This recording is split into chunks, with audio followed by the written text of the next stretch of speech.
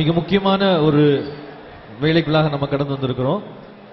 நாங்கள் கேட்டுக்கொண்டதுபடி எங்களுடைய அழைப்பை ஏற்று நீங்கள் உங்களுடைய மனதில் இருந்த கேள்விகளை மனம் திறந்து எழுதியிருக்கிறீங்க. உங்களுக்கு நாங்கள் எங்களுடைய நன்றியை தெரிவித்துக் கொள்கிறோம். நிறைய கொஸ்டின்ஸ் வந்திருக்குது. நாங்கள் ரொம்ப சந்தோஷப்படுறோம். ஏன்னா இவ்வளவு தூரம் ஓப்பனா திறந்த மனதோடு கூட உங்களுடைய கேள்விகளை கேட்க நீங்கள் முன் வந்ததற்காக நாங்கள் ஆண்டவருக்கு நன்றி செலுத்துகிறோம். ஆனா எங்களுக்கு கொடுக்கப்பட்டிருக்கிற இந்த கொஞ்ச நேரத்தில் நீங்க கேட்டிருக்கிற எல்லா கேள்விகளுக்கும் நாங்கள் பதில் கொடுக்க முடியாது. அதனால நாங்க செலக்ட் பண்ணியிருக்கிறோம் முக்கியமான கேள்விகள், பொதுவா எல்லாருக்கும் இருக்கும் அப்படின்னு சொல்லி எங்களுடைய கடந்த கால அனுபவத்தை வைத்து நாங்கள் உணர்ந்து கொண்ட கேள்விகளுக்கு நாங்கள் முதலாவது பதில் சொல்லுகிறோம். ஒன்னு நல்லா கவனிச்சுக்கோங்க, இங்கிருந்து சொல்லப்படுகிற ஒவ்வொரு வார்த்தைகளும் முக்கியமானது.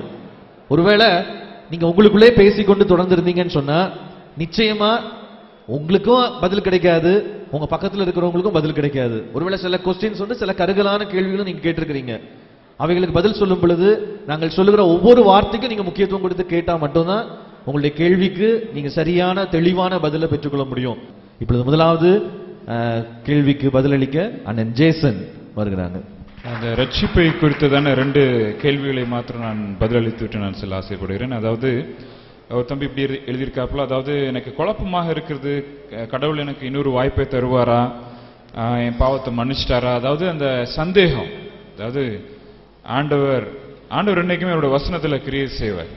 ஒரு வசனம் என்ன சொல்லுதோ அதை அப்படியே நம்ம விசுவாசிக்கணும். ஆண்டவர் என்ன சொல்லியிருக்கார், பாவத்தை அறிக்கையிடும் போது ஆண்டவர் மன்னிப்பேன்னு சொல்லியிருக்கார். பாவங்கள் தாமிர சிவப்பா இருந்தாலும் உறைந்த மழையை போல பனியை போல் ஆக்குவேன்னு சொல்லியிருக்கார். அப்ப ஆண்டவர் அந்த வசனத்தை தான் நம்ம நம்பணும், விசுவாசிக்கணும். ஒருவேளை பிசாசு மறுபடியும் அந்த சந்தேகத்தை கொடுத்துக்கிட்டே இருப்பான். இல்ல இது சும்மா தான், திருப்பி நீ அப்படியே தான் ஆயிடுவ, அப்படியே தான் உனக்கு இருக்கும், ஏதோ ஒன்றும் புதுசான ஒரு காரியம் கிடையாது அப்படின்னு சொல்லி உங்க விசுவாசத்தை அவன் அந்த சந்தேகத்தின் மூலமா குறைக்க ட்ரை பண்ணுவான். இப்பொழுது வாய்ப்பை இழந்து விட்டேன் அப்படின்னு சொல்லி ஒருத்தர் எழுதியிருக்கிறாப்பு. ஒருவேளை என்ன நான் சொன்னது போல எந்த சூழ்நிலையா இருந்தாலும் சரிதான், ஆனா நீ ஆண்டவர்கிட்ட நீ வரணும். அதுதான் வருது. நீ ஒருவேளை காலையில ஒப்பு கொடுத்திருந்தன்னா நீ ரொம்ப தைரியமா நீ இருக்கலாம், ஆண்டோட பிள்ளை, ஆண்டோரே நான் ஆண்டோட பிள்ளை அப்படின்னு சொல்லி நீ ரொம்ப தைரியமா இருக்கலாம். ஒருவேளை இன்னும் நீ வரல அப்படின்னா இன்னைக்கு நைட்டு நீ போய் திருப்பி நீ ப்ரேயர் பண்ணு. எவ்வளவோ நாள் நம்ம ஜாலியா இருக்கிறோம், நல்ல சந்தோஷமா இருக்கிறோம், ஃப்ரெண்ட்ஸோட சுத்தி இருக்கிறோம். இங்கேயும் திருப்பி அதே மாதிரி ஜாலியா இருக்கணும், சுத்தணும்னு நினைக்காத. இது ஆண்டவர் உனக்கு கொடுத்துருக்கதான ஒரு வாய்ப்பு. அதனால இன்னைக்கு நைட்டு நீ திருப்பி இன்னொரு போய் ஆண்டவர் பாதத்துல உட்காந்து, ஆண்டவரே நான் இன்னைக்கு என் வாழ்க்கையில நான் மறக்கக்கூடாத நாளை நான் மாத்தணும்னு நினைக்கிறேன், உம்மிடத்தில் நான் ஒரு உடன்படிக்கை பண்ணுறேன், உம்மிடத்தில் என் வாழ்க்கையை ஒப்பு கொடுக்குறேன்னு சொல்லி நீ ஒப்பு கொடு. இந்த நாளை குறித்து ஒரு நாளும் நீ என்ன செய்ய மாட்ட, நீ வருத்தப்படவே மாட்ட. அருமையான சௌரவ் சொன்னது போல ஆண்டவர் உங்களை பெரிய இடங்களுக்கு கூட்டிட்டு போற, பெரிய காரியங்களை செய்ய போற. சரி, அடுத்த கேள்வி என்ன அப்படின்னு சொன்னா, பெற்றோரை குறித்து தானே ஒரு கேள்வி. இந்து மார்க்கத்திலிருந்து நான் ரட்சிக்கப்பட்டிருக்கிறேன், பெற்றோர் இன்னும் ஏற்றுக்கொள்ளல அப்படின்னு சொல்றப்ப நான் அவங்க சொல்றதை கேட்கணுமா, பைபிள்லையுமே பெற்றோரோட சொல்களை கேட்கணும்னு சொல்லி எழுதப்பட்டிருக்குது அப்படின்றப்ப என்ன பண்ண அப்படின்னு சொல்லி ஒரு தம்பி கேட்டிருக்கிறாப்புல. அதாவது உடைய ரட்சிப்பு முதலாவது முக்கியம்ன்றதை மறந்துடக்கூடாது. ரட்சிப்பு முக்கியம். என்ன எழுதப்பட்டிருக்குன்னா, பெற்றோருக்கு கர்த்தருக்குள் கீழ்ப்படியுங்கள் அப்படின்னு எழுதப்பட்டிருக்கு. அப்போ அதுக்காக அவங்க சொல்றதெல்லாம் அவமதிக்கணும்னு அப்படின்னு இல்லை, அதுக்காக போய் அவங்ககிட்ட போய் சண்டை போடணும்னு இல்லை. உன்னோட ஸ்டாண்டை நீ சொல்றதுல தப்பே கிடையாது. எப்படி நான் சொல்லுவேன், அவங்க ஏத்துக்கிடுவாங்களோ ஏத்துக்கல மாட்டேன், நீ மூடி மறைக்கிறதுனால லாபமுமே இருக்காது, அந்த டென்ஷன் கூடிக்கிட்டே தான் இருக்கும். அதனால உங்க அம்மா அப்பா உன்னை நேசிக்கிறவங்க ஒருவேளை சமுதாய சூழ்நிலைகள் காரணமாக பயப்படலாம், நீ அந்த பயத்தை நீக்கிறதுக்காக நீ முயற்சி பண்ணலாம். உங்க பெற்றோரை நீ புரிந்து கொள்ளணும். அதே நேரத்தில் உன்னோட ஸ்டாண்டை நீ சொல்றதுல தப்பே கிடையாது. நான் இதை விசுவாசிக்கிறேன், நான் இப்படி இருக்கணும்னு நினைக்கிறேன், அதனால எனக்கு இதெல்லாம் செய்ய முடியாது அப்படின்னு சொல்லி நீ சொல்லி அவங்கள புரிய வைக்க ட்ரை பண்ண. ஒருவேளை அவங்க புரியாம போகலாம் அப்படின்றப்ப ஒரு கொஞ்ச நாளைக்கு உன்னை ஒருவேளை உங்க வீட்டில் சில மனஸ்தாபங்கள் வரலாம். அதே நீ தாழ்மையோடு கூட சண்டை போடக்கூடாது, தாழ்மையோடு கூட அதை ஏற்றுக்கொள்ளணும். அந்த நெருக்கத்தை நீ ஏற்றுக்கோ. உன் வாழ்க்கையில சாட்சியா இருக்க அவங்க ஏற்றுக்கோ. உன் படிப்புல ஒரு வித்தியாசம் வரும், நீ பார்க்கிற வேலையில ஒரு வித்தியாசம் வரும், அவங்களே பார்ப்பாங்க. இல்ல அவனோட கடவுள் உண்மையான கடவுள்னு சொல்லி அவங்க சாட்சி இடுவாங்க. அது வரைக்கும் நீ தாழ்மையாரு, உன்னை ஸ்டாண்டர்ட் நீ சொல்லு, ஆண்டவர் உன்னை ஆசீர்வதிப்பார். தீர்க்க தரிசனம் சொல்லும் போது ஒருவரை பற்றி தெரிந்து கொண்டுதான் சொல்கிறார்களா? ஒருவரை பற்றி தெரியாமல் சொல்ல முடியாது தானே? தீர்க்க தரிசனம் சொல்லும்போது ஒருவரை பற்றி தெரிந்து கொண்டுதான் சொல்கிறார்கள், ஒருவரை பற்றி தெரியாமல் சொல்ல முடியாது தானே? தீர்க்க தரிசனத்தை குறித்தான சில கேள்விகளை கேட்டிருக்கிறாங்க. கட்டாயம் தீர்க்க தரிசனம் என்பது தேவனால் அளிக்கப்படக்கூடிய ஒரு வரம். தீர்க்க தரிசனம் என்பது தேவன் சொல்ல விரும்புகிறத ஒரு மனிதனை தெரிந்தெடுத்து சொல்றார். அதான் தேவன் சொல்ல நினைக்கிறத ஒரு மனிதனை தெரிந்து கொண்டு அவன் வாய் மூலமாக சொல்லுகிறார். எனவே தீர்க்க தரிசனம் என்பது கட்டாயம் எனது ஆண்டவர் திட்டமும் தெளிவுமாக கடந்த காலத்தில் நடந்த ஒன்றை வெளிப்படுத்தலாம், இனி செய்ய வேண்டிய ஒன்றை அவர் சொல்லலாம். எனவே தீர்க்க தரிசனம் தேவனால் உண்டாக்கப்பட்டது.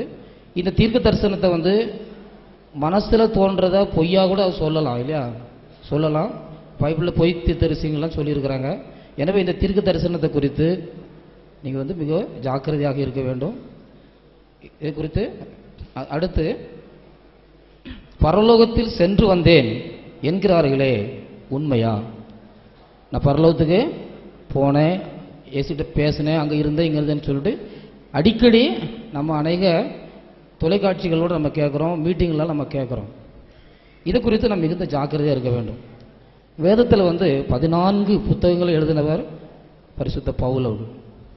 அவர் அந்த 14 புத்தகத்திலையும் ஒரே ஒரு இடத்துல அதான் நான் பரலோகத்துக்கு 3ஆம் வானம் வரைக்கும் சென்று வந்தேன் என்று சொல்லி அதோடு அவர் நிறுத்திக்கிறார். நான் சரீரத்தில் இருந்தனோ இல்லையோ என்று சொல்லாமல் அது பட்டுன்னு முடிச்சுக்கிறார். எனவே இந்த பரலோகத்துக்கு அடுத்த காரியங்கள் எல்லாம் மிகவும் ஜாக்கிரதையாய் கையாளப்படக்கூடியது. ஆனால் ஆண்டவர் எடுத்து சொல்லியிருக்கிறாரு, மனுஷகுமாரனே அல்லாமல் பரலோகத்துக்கு சென்றவங்க யாரும் கிடையாது, வந்தவங்க கிடையாது, பரலோகத்துக்கு இறங்கி வந்ததும் கிடையாதுன்னு சொல்லியிருக்கிறது. எனவே இந்த பரலோகத்தின் அனுபவமானது மிகவும் ஜாக்கிரதையாக பேச வேண்டியது, சொல்ல வேண்டியது. எனவே இப்படிப்பட்ட காரியத்தில் நாம் அப்படிப்பட்ட நபர்களையும் அப்படிப்பட்ட காரியங்களையும் கூடுமான வரைக்கும் தவிர்த்து விடுவது நமக்கு நல்லது, ஆவிக்கிற வாழ்க்கைக்கு நல்லது.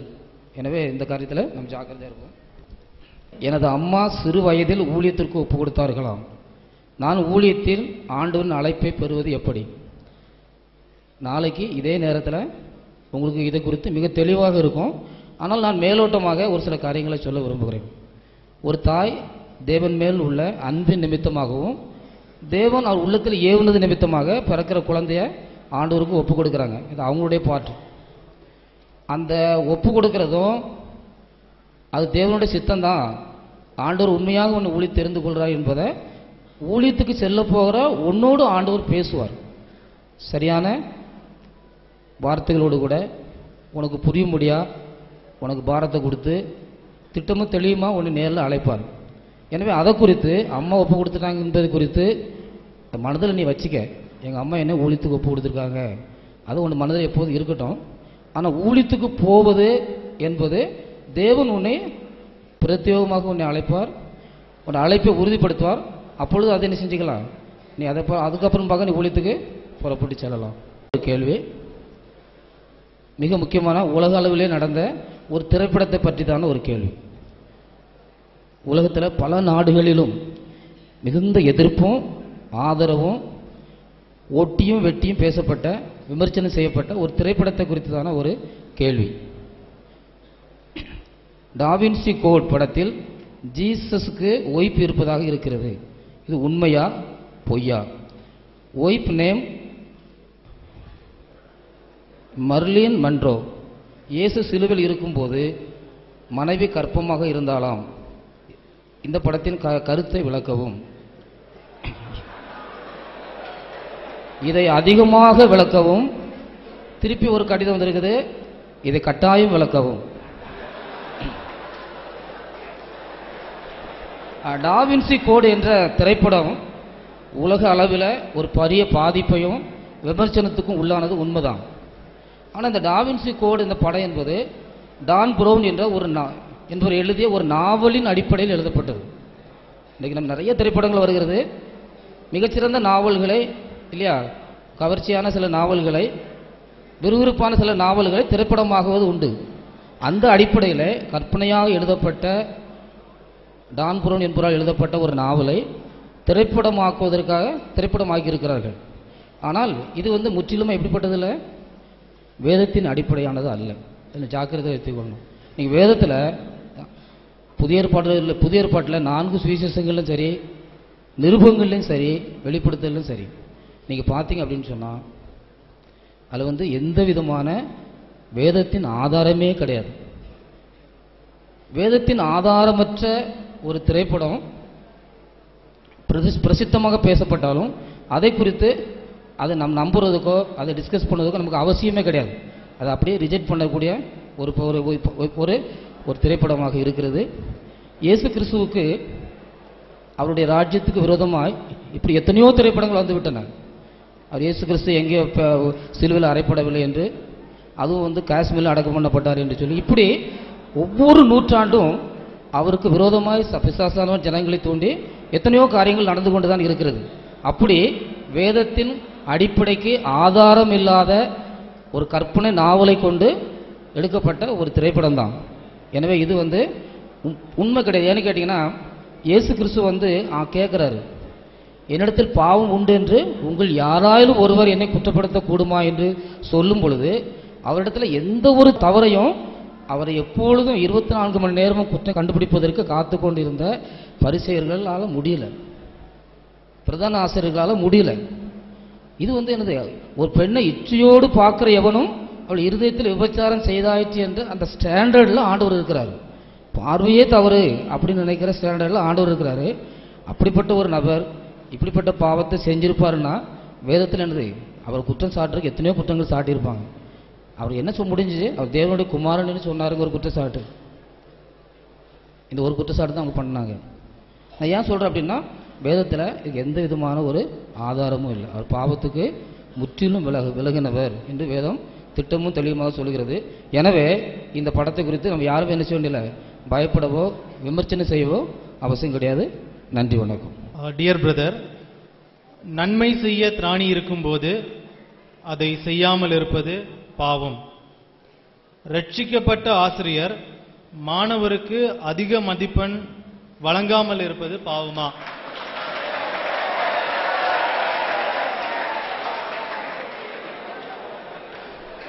மாணவர்களின் தவற்றை சுட்டிக்காட்டும் ஆசிரியர் மாணவனின் வாழ்க்கை பாதிக்கும் அளவுக்கு மதிப்பெண்களை நீக்கம் செய்வது தவறா? ஒரு ரட்சிக்கப்பட்ட ஆசிரியராய் இதற்கு நான் பதில் சொல்ல விரும்புகிறேன். மதிப்பெண் என்பது ஆசிரியர் வழங்குவது அல்ல. மதிப்பெண் என்பது நீங்கள் வாங்குவது. ஆசிரியர் கொடுப்பதல்ல மதிப்பெண், நீங்கள் எழுதியதற்கு, வாட் யூ டிசர்வ், நீங்கள் எழுதியதற்கு ஆசிரியர் இவாலுவேட் பண்ணி போடுகிறது தான் மதிப்பெண்.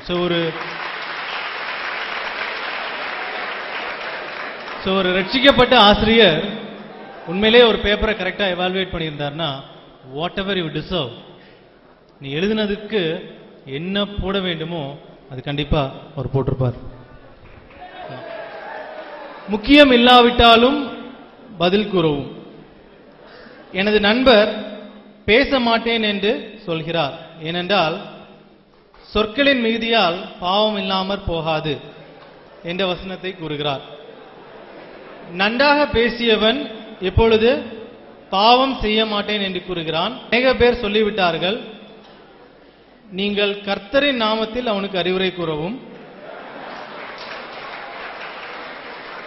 அவன் இப்பொழுது திக்கி திக்கி பேசுகிற நிலை வந்துள்ளது. Please answer me. வேதத்தில் பேசக்கூடாதுன்னு எங்கேயுமே என்ன பண்ணல, சொல்லப்படல. சொற்களின் மிகுதியால் தான் என்ன வரும்னு சொல்லியிருக்கு, பாவம் வரும்னு சொல்லியிருக்கு. நல்ல விஷயங்களை, நியாயமான காரியங்களை ஞானமாய் பேசுவதில் தவறு ஏதும் இல்லை. அதை வேதம் கண்டிக்கவும் இல்லை. அடுத்த கேள்வி, கடைசி கேள்வி. நான் ஆண்டவரை 2012 ஏற்றுக்கொண்டேன். என் வாழ்வில் இருந்த பாவ செயல்கள் எல்லாம் மாறி போயின. இதற்கு முன்னால் சினிமா சாங்ஸ் என்றால் எனக்கு உயிர் போல இருந்தது. But now I am the son of Jesus. But ஏதாவது ஃபேமஸ் சாங்ஸ் நான் பஸ்ல போகும்போது பிளே ஆகும்.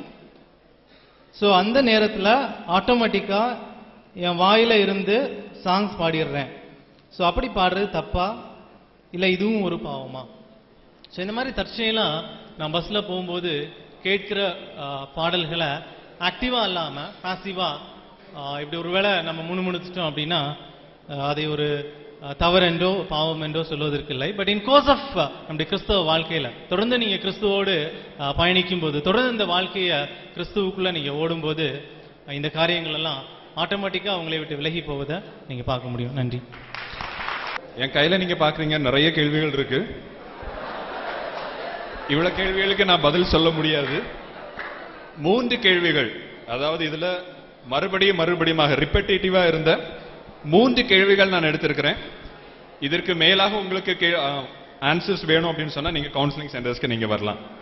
சோ ஃபர்ஸ்ட் क्वेश्चन, பெண்களிடம் மனதில் இச்சை இல்லாமல் ஆணிடம் பேசி பழகுவது போல தொட்டு பேசி பழகலாமா?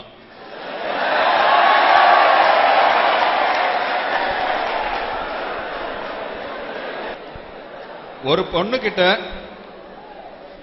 உங்க ஃப்ரெண்ட் ஒரு பையன் கிட்ட பேசுறது மாதிரி எந்த ஒரு ரியாக்ஷனும் இல்லாம எந்த ஒரு ஃபீலிங்ஸும் இல்லாம நீங்க இருப்பீங்க அப்படின்னு சொன்னீங்கன்னா தயவு செய்து போய் டாக்டர் பாருங்க, ஏதோ பிரச்சனை இருக்கு.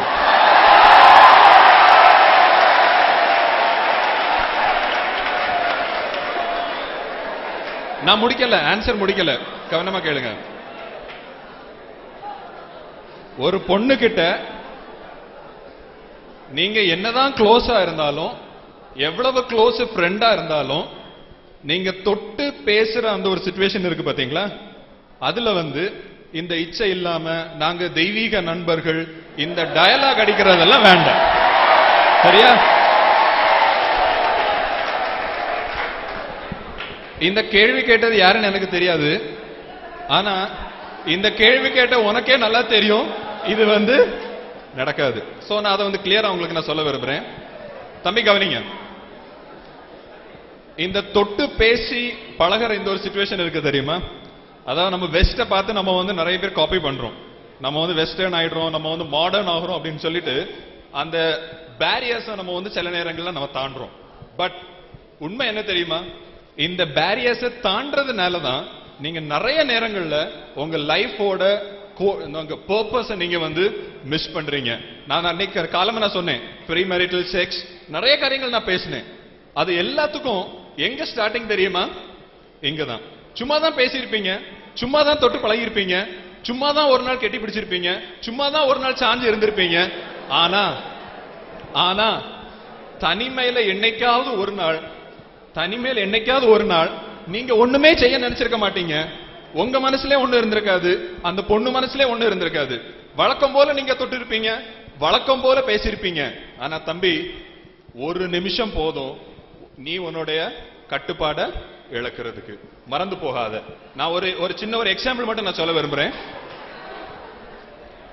ஒரு பழைய காலத்துல ஒரு ராஜா அவருடைய சேரியட் ரதம் ஓட்டுகிற அந்த ஓட்டுநர் அவர் இறந்து போனார். இது உண்மையா நடந்த ஒரு சம்பவம், கேளுங்க. அந்த ஓட்டுநர் இறந்து போன உடனே இந்த ரதத்தை ஓட்டுறதுக்கு நல்ல ஸ்கில் உள்ள நல்ல சூப்பரா ரதம் ஓட்டுற ஒரு ஆளை வேணும் அப்படின்னு சொல்லிட்டு கண்ட்ரி ஃபுல்லா அவங்க அனௌன்ஸ் பண்ணாங்க. ராஜாவின் ரதத்தை ஓட்டக்கூடிய திறமைசாலியான ஒரு ஆள் வேணும் அப்படின்னு சொல்லி அதுக்கு ஒரு டெஸ்டுக்கு ஒரு நாள் வச்சாங்க. நிறைய பேர் வந்தாங்க.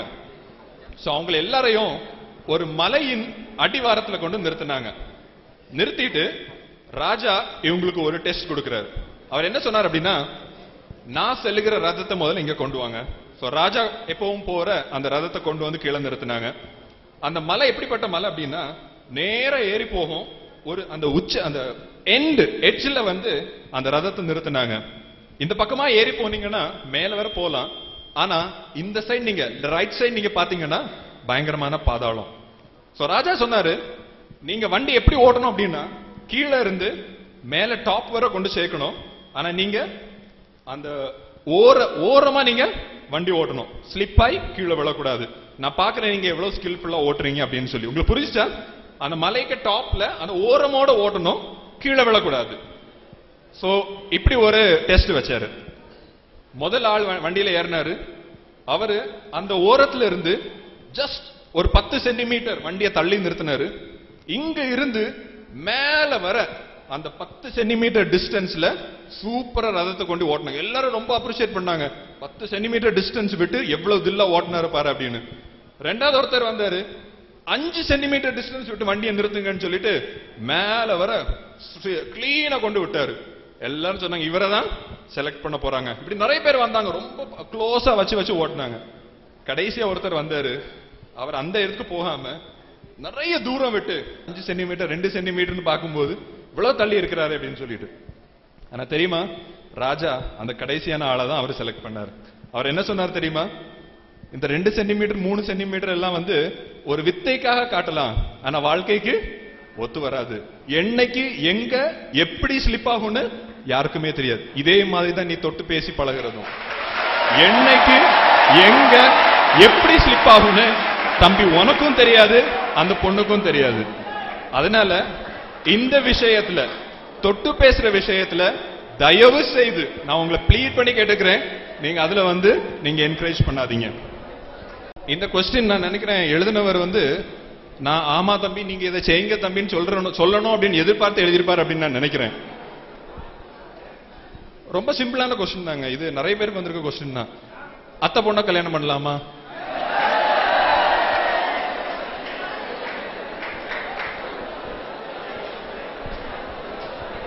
கேளுங்க.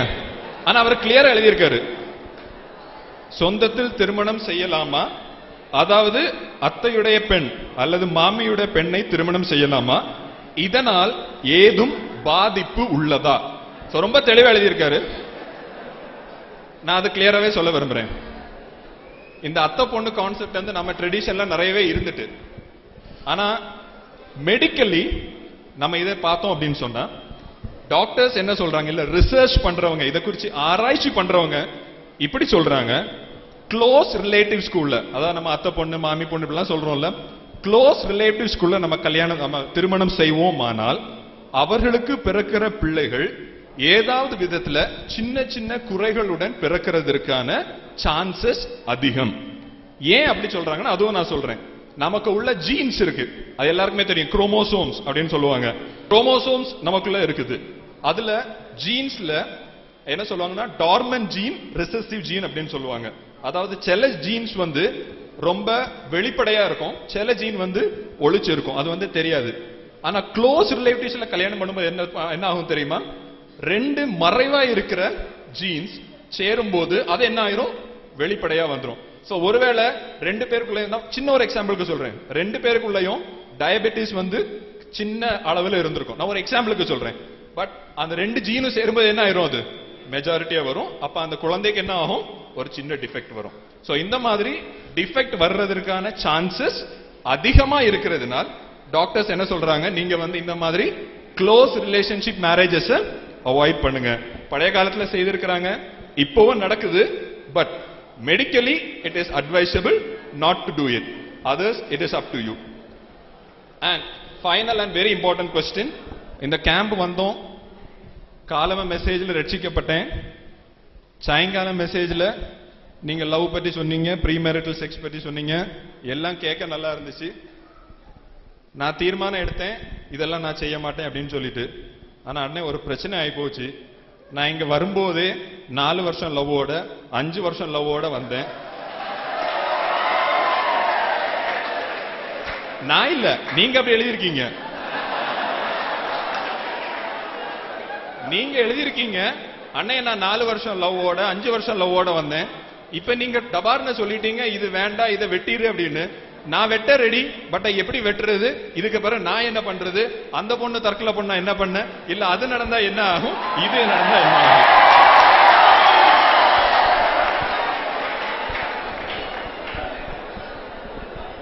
நான் உங்களை உண்மையிலே பாராட்ட விரும்புறேன்பா. ரொம்ப லாஜிக்கலா எழுதுறீங்க, எங்களுக்கு பதில் பேசவே முடியல.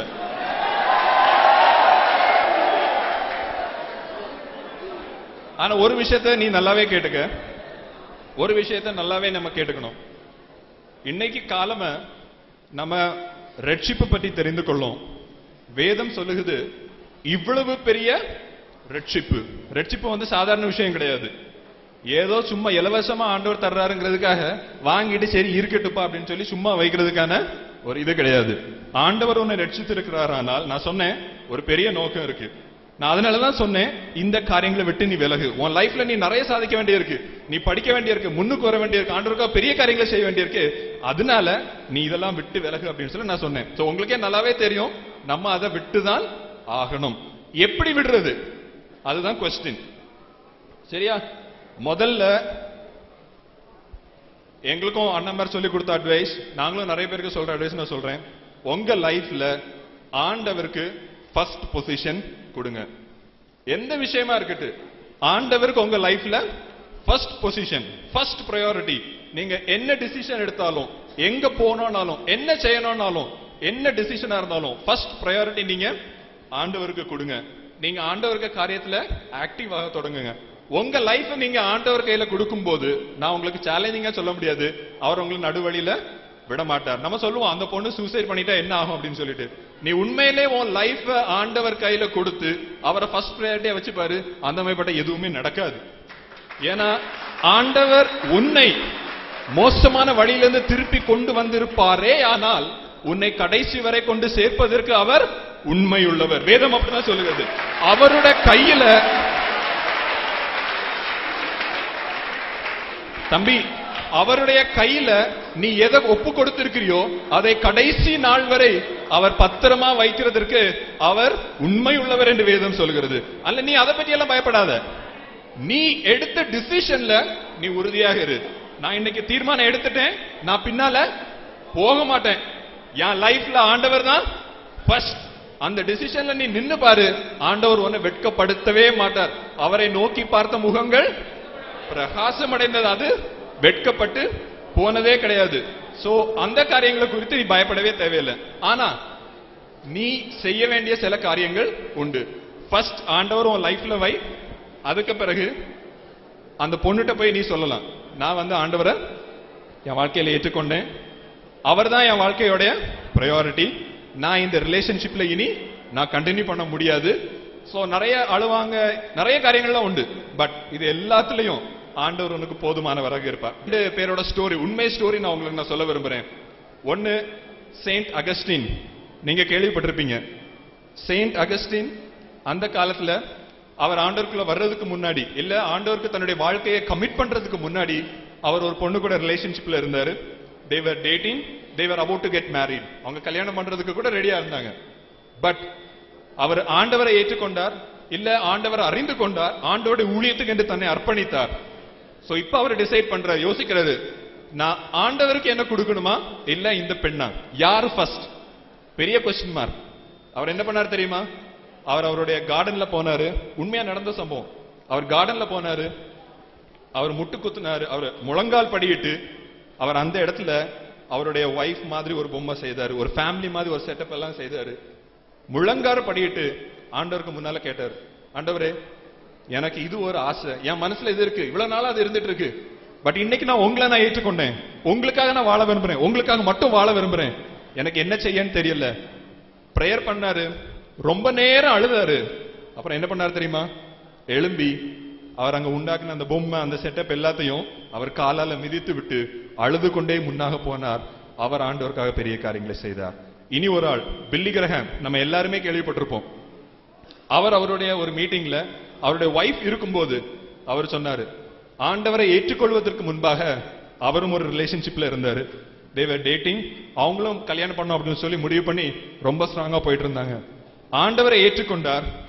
அவர் அந்த பொண்ணுகிட்ட போய் சொன்னாரு, we were dating for this many years, நம்ம இவ்வளவு நாளா டேட்டிங் பண்ணோம், திருமணம் பண்ணணும்னு சொல்லி நம்ம பிளான் பண்ணோம், எல்லாம் சரிதான், பட் நான் ஆண்டவரை ஏற்றுக்கொண்டேன், எனக்கு லைஃப்ல அவர்தான் பிரையாரிட்டி, நான் ஒன்ன பிரையாரிட்டியா வைக்க முடியாது, அதனால என்னை மன்னித்து விடு என்று சொல்லி அவர் திரும்பி வந்தார். அன்னைக்கு அவர் அந்த கன்வென்ஷன்ல என்ன சொல்லாரு தெரியுமா?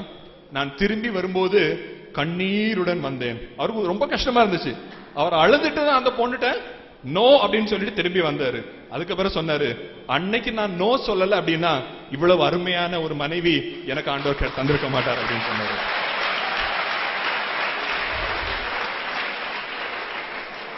உன்னை என்கரேஜ் பண்றதுக்கு சொல்றேன் தம்பி. சவுத்துல நான் காமெடிக்காக சொல்லல, பொண்ணு கிடைக்காம போகாது உனக்கு. நார்த்ல தான் செக்ஸ் ரேஷியோ குறைவு. 1000 பசங்களுக்கு 900 800 அந்த மாதிரி தான் பொண்ணுங்க இருக்குது, ரொம்ப கம்மி. சோ உனக்கு இங்க பொண்ணு கிடைக்காம போகாத அந்த அந்த அந்த டென்ஷன்லாம் உனக்கு வேண்டாம். உனக்கு பொண்ணு பார்த்து உன்னை கெட்டி வைக்க வேண்டிய யாருக்கு பொறுப்பு? அங்க இருக்கிறாரு. உன்னை படைத்தவர் உன்னுடைய ஓரோ வாழ்க்கையின் ஓரோ அசைவுகளையும் உன்னுடைய ஓரோ விருப்பங்களையும் அறிகிற ஒரு தேவன் உயிருடன் இருக்கிறார். அவர் உனக்கு ஏற்ற காலத்துல ஏற்ற துணையை தருவார். சோ பழச யோசிச்சு நீ மண்டே குழம்பாத. எடுத்த டிசிஷன்ல நீ உறுதியா போ. உன்னை அழைத்தவர் உண்மையுள்ளவர். தேங்க்யூ. கிட்டத்தட்ட நம்முடைய கொஸ்டின் ஆன்சர் செஷனுடைய இறுதி வேலைக்குள்ளாக நம்ம வந்துட்டோம். கிட்டத்தட்ட உங்களுக்கு ஆண்டவர் நல்ல தெளிவான பதில்களை தந்திருப்பாருன்னு சொல்லி நான் நம்புறேன். சோ கடைசியா 2 முக்கியமான கேள்விகளுக்கு நான் பதிலளிக்க விரும்புகிறேன். ரெண்டுமே நம்முடைய பாலுணர்வு சம்பந்தப்பட்ட காரியங்கள் தான். சோ கவனமா கேளுங்க. ஒன்னு, ஒரு தம்பி இப்படி எழுதியிருக்கிறாங்க, ஐயா நான் ஒரு பாவி, நான் சில நேரம் பைபிள் வாசிக்கிறேன், வாரந்தோறும் பிரேயர்களுக்கு போறேன், ஒரு சில நேரங்களில் கண்களை அடக்குகிறேன், ஆனாலும் இரவு நேரங்களில் ஓரின சேர்க்கையில் ஈடுபடுகிறேன், கை பழக்கம் பண்ணுகிறேன். என்னால் இந்த ஓரின சேர்க்கையும் கை பழக்கமும் விடவே முடியவில்லை. எனக்கு நல்ல வழியை தயவுசெய்து காட்டுங்கள் ஐயா. இப்படிக்கு கீழே போட்டிருக்கார் மோசமான பாவி அப்படின்னு சொல்லி. முதலாவது கை பழக்கம் அப்படின்னு சொல்ற இல்லாட்டா சுய இன்பம் அனுபவிக்கிற பழக்கம், இல்ல சுயமா விந்தெடுக்கிற பழக்கம், ஆங்கிலத்தில் மாஸ்டர்பேஷன் அப்படின்னு சொல்லி சொல்லுவாங்க. ஸோ இதை நான் முதலாவது சொல்ல விரும்புகிறேன். கிட்டத்தட்ட ஆராய்ச்சியாளர்கள் புள்ளி விவரத்தை சேகரிக்கிறவங்களாம் சொல்றாங்க, டீனேஜ்ல இருக்கிற மாணவர்கள் வாலிபர்கள்ல கிட்டத்தட்ட 95% பேர் இந்த மாஸ்டர்பேஷன் அல்லது கை பழக்கம் அப்படின்னு சொல்ற இந்த பழக்கத்துக்கு வந்து அடிமைகளா இருக்கிறாங்க அல்லது அதை செஞ்சுட்டு இருக்கிறாங்க அப்படின்னு சொல்லி சொல்றாங்க. வேதம் என்ன சொல்லுகிறது அப்படின்னு சொல்லி நம்ம பார்த்தோம் அப்படின்னு சொன்னா, பைபிள் இஸ் சைலன்ஸ். ஒருவேளை தமிழ் வேதாகமத்துல 1 கொரிந்தியர் 6வது அதிகாரத்துல சுய புணர்ச்சிக்காரர் அப்படின்னு சொல்லி ஒரு வார்த்தை இருக்கும். ஆனா மற்ற மொழிபெயர்ப்புகள்ல, மற்ற டிரான்ஸ்லேஷன்ஸ்ல, இங்கிலீஷ்ல குறிப்பா நம்ம பார்த்தோம் அப்படின்னு சொன்னா, அந்த சுய புணர்ச்சிக்காரர் அப்படின்னு போடப்பட்டிருக்கிற இடத்துல ஆங்கிலத்துல மேல் ஃபார்னிகேட்டர்ஸ் அப்படின்னு சொல்லி எழுதப்பட்டிருக்கும். அதாவது ஆண் விபச்சாரக்காரர் அப்படின்னு சொல்லி போட்டிருக்கோம். சோ நேரடியா சுய இன்பத்தை குறித்தோ அல்லது சுய புணர்ச்சியை குறித்தோ வேதம் எங்கேயும் சொல்லல. நீங்க எங்க தேடி பார்த்தாலும் சுய புணர்ச்சி பாவம் அப்படின்னு சொல்ற ஒரு வசனத்தை வேதாகமத்துல கண்டுபிடிக்க முடியாது. தமிழ் வேதாகமத்துல 1 கொரிந்தியர் 6ஆம் அதிகாரத்துல போடப்பட்டிருக்கிற சுய புணர்ச்சிக்காரர் என்பது பொதுவாக வேத வல்லுநர்கள் ஒத்துக்கொள்ளுகிற ஒரு காரியம் என்ன அப்படின்னு சொன்னா, அது தவறான மொழிபெயர்ப்பு. ஆங்கில வேதாகமத்திலேயோ வேற எந்த மொழிபெயர்ப்புலையோ அதை நீங்க பார்க்க முடியாது. சோ வேதம் சொல்லாத ஒரு காரியத்திற்கு அவ்வளவு எளிதாக பதில் சொல்ல முடியாது. ஏற்கனவே உங்களுக்கு செய்தி கொடுத்த டெரில் சொன்னது மாதிரி, காதல் செய்யாதிருப்பாயாக அப்படின்னு சொல்லியிருந்தா ரொம்ப ஈஸியா பதில் சொல்லிடுறான். அதே மாதிரி இதுக்கும் ஒரு வசன குறிப்பு எடுத்து ஒரு ரெஃபரன்ஸ் எடுத்து இந்த வசனத்தின்படி இது பாவம்னு சொல்லி உங்களுக்கு நான் சொல்றது ரொம்ப எளிதா இருக்கும். ஆனா அப்படி இல்லாததுனால நான் சொல்றது நல்லா கவனமா கேட்டுக்கோங்க.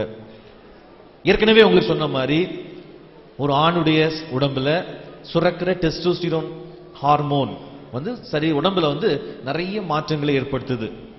அதுல ஒரு முக்கியமான ஒன்று என்னன்னா, இனப்பெருக்கத்துக்காக இனப்பெருக்க உறுப்புகள், ரீப்ரொடக்டிவ் ஆர்கன்ஸ் என்று சொல்லுவோம் இல்லையா. சோ அந்த இனப்பெருக்க உறுப்புகளை செயல்பட வைக்குது. ஒரு 12 அல்லது 13 வயசு ஆன உடனே இந்த ஹார்மோன் சுரக்க ஆரம்பிச்ச உடனே அது இனப்பெருக்க உறுப்புகளை தூண்டி அந்த இனப்பெருக்க உறுப்புல சுரக்க வேண்டிய அல்லது பெருக வேண்டிய விந்தணுக்களை, விந்து நீரை அது வந்து உற்பத்தி செய்ய ஆரம்பிக்குது. ஆனா உற்பத்தி செய்ய ஆரம்பிச்ச உடனே அந்த வாலிபனுக்கு அல்லது இந்த டீனேஜ்ல இருக்கிற அந்த பையனுக்கு அந்த உணர்வுகள் வர ஆரம்பிச்சிருது. அந்த உணர்வுகள் வர ஆரம்பிச்சிருது. சாதாரணமா என்ன நடக்கும் அப்படின்னு சொன்னா, அந்த உணர்வுகள் நார்மலா வரும். அந்த விந்த அணுக்கள் விந்து நீர் என்று சொல்லுவோம். செமன் சொல்லி ஆங்கிலத்துல சொல்லுவோம், விந்து நீர் என்று சொல்லி தமிழ்ல சொல்லுவோம். ஸ்பெர்ம்ஸ், விந்தணுக்கள் அதுல இருக்கும். சோ இது நார்மலா உற்பத்தி ஆயிட்டே இருக்கும் பொழுது ஒரு வாரத்திற்கோ அல்லது 15 நாட்களுக்கு ஒருக்காவோ வயதின் அடிப்படையில தானாகவே அது வெளியேறிவிடும். இது நாக்டர்னல் எமிஷன் சொல்லி ஆங்கிலத்துல சொல்லுவாங்க. இரவு நேரத்துல படுக்கையில ஒருவேளை ஒரு சொப்பனம், ஒரு கனவு, ஏதாவது ஒரு ஒண்ணு வரும், அதோடு சேர்ந்து அது வெளியில போயிடும். இது நார்மலா எல்லாருக்கும் நடக்கிறது. இது சாதாரணமானது. இது பிசியாலஜிக்கல் ஒன். இது உடல் நார்மல் இயங்கியலோடு சம்பந்தப்பட்டது. இதை குறித்து யாரும் குற்ற உணர்வு அடைய தேவையில்லை. சோ ஏற்கனவே டெரல் அண்ணே ரொம்ப தெளிவா சொன்னாங்க, பாலுணர்வு அப்படின்றது ஆண்டவர் கொடுத்தது. அந்த உணர்வு எக்காரணமும் கொண்டு தப்பில்லை. சோ இரவு நேரங்கள்ல அது தானாகவே கழிந்து விடுமானால் அதுல எந்த தவறும் கிடையாது, அது பாவம் கிடையாது. இப்ப நாமளே அதை வெளியேற்றுகிற காரியம் அப்படின்னா என்ன அப்படின்ற ஒரு கேள்விதான் நிறைய பேர், ஒரு சிலர் இல்ல நிறைய பேர் கேட்டு இருக்கிறீங்க. நல்லா கவனிச்சுக்கோங்க. இது நிறைய கருத்துக்கள் இருக்குது, விஞ்ஞானிகள் மத்தியிலேயே நிறைய கருத்துக்கள் இருக்குது. சிலர் சொல்றாங்க, சிலர் ஒரு குரூப் சொல்றாங்க இது உடம்புக்கு கெடுதி அப்படின்னு சொல்றாங்க. ஒரு குரூப், ஒரு தம்பி இப்படி கேட்டிருக்காங்க, பொதிகை டிவில ரீசெண்டா இது தப்பு கிடையாது, இதுல இது நல்லதுதான் அப்படின்னு சொல்லி சொன்னாங்க. கைப்பழக்கம் பண்றது நல்லதுதான் அப்படின்னு சொல்லி பொதிகை டிவில மருத்துவம் சம்பந்தமா பேசும் பொழுது சொன்னாங்க அப்படின்னு சொல்லி ஒரு தம்பி கேட்டிருக்கிறீங்க. ஆனா ஒண்ணு நல்லா புரிஞ்சுக்கோங்க, 2 விதமான கருத்துக்கள் இருக்குது. ஒரு குரூப், ஒரு கூட்டத்தார் என்ன சொல்றாங்க அப்படின்னா அப்படி கிடையாது, இதனால சில பாதிப்புகள் இருக்கு அப்படின்னு சொல்லி. ஒரு கூட்டத்தார் என்ன சொல்றாங்க அப்படின்னா இதனால எந்த பாதிப்பும் இல்ல, தவறு இல்லைன்னு சொல்லி. சோ விஞ்ஞானமே இன்னும் சரியான ஒரு கன்க்ளூஷனுக்குள்ள வரல அப்படின்னு சொல்லி நம்ம சொல்லலாம். சோ இப்படிப்பட்ட சூழ்நிலையில நான் உங்களுக்கு சொல்ற அறிவுரை என்ன அப்படின்னு சொன்னா, இதுவரைக்கும் அப்படிப்பட்ட ஒரு பழக்கத்தை நீங்க பழகாம இருந்தீங்கன்னா ரொம்ப நல்லது. இனிமேலும் பழகாதீங்க. உங்க ஃப்ரெண்ட்ஸ்ட போய் அது என்ன அப்படின்லாம் கேட்காதீங்க. ரெண்டாவது, ஏற்கனவே நீங்க பழகி இருப்பீங்க அப்படின்னு சொன்னா இயேசு கிறிஸ்துவை ஏற்றுக்கொண்டுட்டீங்க, அதனால இன்னைக்கு நைட்டோட நைட்டா அந்த பழக்கம் ஒரேடியா உங்களை விட்டு மாறிடும் அப்படின்னு சொல்லி நீங்க எதிர்பார்க்காதீங்க. இதை குறித்து நீங்கள் அதிகமாக குற்ற உணர்வு அடைய தேவையில்லை. இதை நீங்க கொஞ்சம் கொஞ்சமா குறைக்க முயற்சி பண்ணுங்க, உங்களுடைய உடல் நலனுக்காக. இல்லாவிட்டால் பொதுவா இந்த பழக்கத்தை செய்யறவங்க பாத்தீங்கன்னு சொன்னா பொதுவா ஆபாசமான திரைப்படங்களை பார்க்கிறதுக்கு கூடவே அடிமைகளா இருப்பாங்க, பான் அடிக்ட்ஸா இருப்பாங்க. சோ அதோட சேர்த்து நீங்க பாப்பீங்கன்னு சொன்னா உண்மையிலே அது உங்களுடைய பாலுணர்வு வாழ்க்கையே கெடுக்கும். உங்களுக்கு தெரியும்னு சொல்லி நான் நினைக்கிறேன். ஏற்கனவே சொல்லியிருக்கிறாங்க, இப்படிப்பட்ட ஆபாசமான படங்களை பார்த்து நீங்க திரும்ப திரும்ப அந்த மாதிரி சுய புணர்ச்சியில ஈடுபடும் பொழுது நாட்கள் செல்ல செல்ல இந்த பான் அடிக்ஷன் உங்களுடைய திருமண வாழ்க்கையே பாதிக்க அளவுக்கு, உங்களுடைய ஆண் தன்மையே நீங்கள் இழக்கிற அளவுக்கு கொண்டு செல்லலாம். அதனால ஏற்கனவே சொன்னது மாதிரி ஆண்டோடைய ஒத்தாசையோடு கூட இப்படிப்பட்ட பழக்கங்களுக்கு நீங்க அடிமைகளா இருப்பீங்கன்னா, பான் அடிக்ஷனுக்குலாம் அடிமைகளா இருப்பீங்கன்னா அதை விட்டு வெளியே வர்றதுக்கு நீங்க முயற்சி பண்ணுங்க. ஒருவேளை இது இந்த கேம்பை விட்டு நான் வெளியே போன உடனே ஒரு நாளையில, ஒரு வாரத்துல, 10 நாளையில எல்லாம் நடந்து முடிஞ்சிடணும், நான் பெர்ஃபெக்ட்டா ஒரு மேஜிக் மாதிரி நான் மாறிடணும் அப்படின்னு சொல்லி நீங்க நினைக்காதீங்க. நம்முடைய மூளையில ஏற்கனவே பதித்து வைத்திருக்கிற காரியங்கள் அவ்வளவு எளிதாக நம்முடைய மூளையை விட்டு எரேஸ் ஆகாது. ஏற்கனவே நீங்க இன்னைக்கு பெனடிக்ட் அண்ணே எப்படி வேதத்தை தியானிக்கிறதுன்னு சொல்லி கொடுத்தாங்க. கொஞ்சம் கொஞ்சமா நீங்க ஆண்டவருக்குள்ள வளர வளர, ஆண்டவருடைய வார்த்தையை நீங்கள் படிக்க படிக்க இந்த மாதிரி காரியங்கள்லாம் உங்களை விட்டு மாறிவிடும். ரெண்டாவது, இதை குறித்து அதிகமாக நீங்க குற்ற உணர்வு அடையாதீங்க. நான் ஏதோ செய்யக்கூடாத, இந்த தம்பி கூட அழகா போட்டிருக்காங்க, நான் மோசமான பாவி அப்படின்னு சொல்லி, ஏதோ செய்யக்கூடாத தவிர யாருமே செய்யாத தப்ப நான் செய்யறேன் அப்படின்னு சொல்லி நீங்க நினைக்க வேண்டாம். எப்பவுமே ஒரு டேங்க் ஃபில்லான உடனே, அந்த தண்ணி, ஒரு தண்ணீர் டேங்க் இருக்குன்னு வச்சுக்கோங்களேன், ஒரு வாட்டர் டேங்க் இருக்குன்னா அது நிரம்பின உடனே அது நிரம்பின பிறகு வெளியில வர்றது தான் அது முயற்சி பண்ணும். அதே மாதிரி நார்மலா நிரம்பின உடனே அது வெளியில வர்றதுக்கு முயற்சி பண்ணும். தயவு செய்து இந்த மாதிரி ஆபாசமான படங்களை பார்த்தோ அல்லது அது சம்பந்தமான புஸ்தகங்களை வாசித்தோ அப்படி செய்யற பழக்கத்தை நீங்க நிறுத்துங்க. பிறகு படிப்படியா நீங்க குறைக்க பாருங்க. ஏன்னா இத மாதிரி நீங்க பார்த்து பண்றது நாளைக்கு உங்களுடைய நார்மல் செக்ஸ் லைஃப், நார்மலா திருமணத்துல மனைவியோடு கொள்ளுகிற உடல் உறவு அந்த வாழ்க்கையை பாதிக்கும். அது நிச்சயமா பாதிக்கும். அதுக்கு ஏகப்பட்ட ஆதாரங்கள் இருக்கிறது. இதை பத்தி ஆராய்ச்சி செய்யறவங்க எல்லாம் அதுதான் சொல்றாங்க. அதனால அப்படிப்பட்ட காரியங்களுக்கு நீங்க உங்களை தப்புவித்து விலகி இருக்க பாருங்க. ஒருவேளை எதையுமே நினைக்காம எதையுமே செய்யாம எனக்குள்ள அந்த உணர்வு ரொம்ப அதிகம் ஆகும்போது நான் அதை செஞ்சிடுறேன் அப்படின்னு சொன்னா நீங்க அதை குறித்து பெரிய குற்றுணர்வு நீங்க அடைய தேவையில்லை. கொஞ்சம் கொஞ்சமா அதை குறைக்க பாருங்க. ஒரு தம்பி இப்படி கேட்டிருக்காங்க, ஒரு மாசத்துல 2-3 முறை நான் பண்ணா அது தப்பா அப்படின்லாம் கேட்டிருக்கீங்க. நீங்க கொஞ்சம் கொஞ்சமா குறைக்க முயற்சி பண்ணுங்க. தொடர்ந்து நீங்க ஆண்டவருக்குள்ள வளர வளர நீங்க இது வந்து பெரிய விஷயமாவே தெரியாது. ஒருவேளை உங்களுடைய வயதுல, உங்களுடைய டீனேஜ்ல இது ஒரு பெரிய பிரச்சனையா இருக்கும். அந்த ஹார்மோனுடைய செக்ரீஷன் அதிகமா இருக்கிற நாட்கள்ல. அதற்கு பிறகு படிப்படியா உங்களுக்கு இது குறைந்து விடும். சரியா? ரெண்டாவது இன்னொரு முக்கியமான கொஸ்டின் என்ன அப்படின்னு சொன்னா, ஆண் புணர்ச்சி குறித்து நிறைய பேர் கேட்டிருக்கிறீங்க. ஹோமோசெக்சுவாலிட்டி. ஒருவேளை ஒரு காலத்துல இதை குறித்து அதிகமா எங்கேயுமே பேச மாட்டாங்க. ஆனா இன்னைக்கு எல்லா இடத்துலயும் இதை குறித்து அதிகமா பேசுறாங்க. ஒண்ணு நல்லா தெரிஞ்சுக்கோங்க, ஒருவேளை ரெண்டு குரூப் இதுல இருக்கிறாங்க. சரியா? ஹோமோசெக்சுவல்ஸ் அப்படின்னு சொல்றதுல, இல்லாட்டா ஆண் புணர்ச்சி அப்படின்னு சொல்றதுல ரெண்டு குரூப் இருக்கிறாங்க. ஒன்று என்ஜாய் பண்ணணும் அப்படின்றதுக்காக பண்றவங்க. இன்னொரு குரூப் என்ன சொல்லுவாங்க அப்படின்னு சொன்னா, அண்ணே நான் சின்ன வயசுல ஒரு 12 அல்லது 13 வயசு வந்ததுல இருந்து எனக்கு எப்பவுமே பொண்ணுகளை பார்த்தா அட்ராக்ஷன் வந்ததே கிடையாது. எனக்கு எப்பவுமே பசங்களை, ஆண்களை பார்த்தா தான் எனக்கு அட்ராக்ஷன் வருது அப்படின்னு சொல்லி சிலர் சொல்லுவாங்க. நான் நல்லா சொல்றேன், நல்லா புரிஞ்சுக்கோங்க. ஒருவேளை நான் சொல்ற இந்த ரெண்டாவது கேட்டகரியில, ரெண்டாவது குரூப்ல நீங்க இருப்பீங்கன்னு சொன்னா, ஆண்டவர் உங்களுக்கு உதவி செய்வாரு. அந்த இதை நீங்க மாற்ற முடியும். அந்த மனநிலையை உங்களை விட்டு மாற்ற முடியும். நிச்சயமா நீங்க அதுல இருந்து வெளியில வர முடியும். ஆண்டவர் உங்களுக்கு உதவி செய்வாரு. அதுக்கு நீங்க என்ன செய்யணும் அப்படின்னு சொன்னா, அதோடு கூட சேர்த்து தொடர்ந்து நீங்க உங்க ஊர்ல போய் கூட ப்ரொஃபஷனலா இதற்காக கவுன்சிலிங் கொடுக்கறவங்க, ஆலோசனை இருக்கிறாங்க. அவங்களுடைய ஒத்தாசையோடு கூட, ஆண்டோடைய உதவியோடு கூட நீங்க முயற்சி பண்ணீங்கன்னு சொன்னா, நிச்சயமா இதை விட்டு வெளியே நல்ல ஒரு திருமண வாழ்க்கையை நீங்க அமைத்துக் கொண்டு நல்ல ஒரு குடும்பமா வாழலாம். நல்லா தெரிஞ்சுக்கோங்க, ஆண்டவர் ஆதாமையும் ஏவாளையும் படைத்துதான் குடும்ப வாழ்க்கையை ஏற்படுத்தினார். ஒரு தேவ மனிதன் எப்படி சொன்னாரு, God made Eve for Adam, not Steve. So ஆண்டவர் ஆதாமுக்கு ஏவாளை தான் உண்டு பண்ணாரு. யாரை உண்டு பண்ணல? ஸ்டீவை உண்டு பண்ணல. சோ ஒருவேளை உலகம் நிறைய காரியங்களை சொல்லலாம், அப்படி சேர்ந்து வாழ்றது தப்பு கிடையாது அப்படின்னு சொல்லி. ஆனா தேவன் குடும்பத்தை ஏற்படுத்தினது கணவன் மனைவி என்கிறது தான். சோ ஆணுக்கும் பெண்ணுக்கும் ஆண்டவர் நிறைய வித்தியாசங்களை ஏற்படுத்தி ரெண்டு பேரையும் சேர்ந்து வாழ்றதுக்கு வைத்திருக்கிறார். அதனால அதுதான் சரியான ஒழுங்கு, அதுதான் வேதத்தின் அடிப்படையில் சரி. அப்படி இருப்பீங்கன்னு சொன்னா உங்களுக்கு உதவி செய்யறதற்காக ஆலோசகர்கள் உண்டு, ஆண்டவரும் உங்களுக்கு உதவி செய்வார். சோ இதோட எங்களுடைய கேள்வி பதில் நிகழ்ச்சியை நாங்க முடித்துக் கொள்கிறோம். இவ்வளவு நேரம் எங்களுக்கு ஒத்துழைப்பு கொடுத்து உட்கார்ந்து கேட்டதுக்கு நன்றி.